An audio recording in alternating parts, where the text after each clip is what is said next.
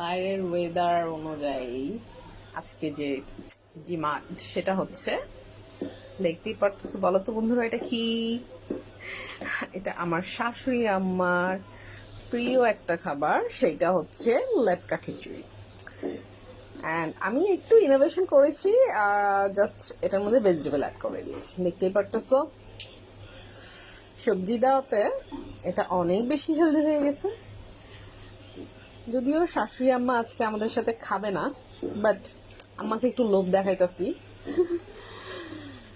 আম্মা এভাবেই জাস্ট ডালের ঘুটনি দিয়ে এটাকে এভাবে রান্না করে, অ্যান্ড এটাকে আরো বেশি স্বাদ বাড়িয়ে দেয়। দেখতেই পারতেছো।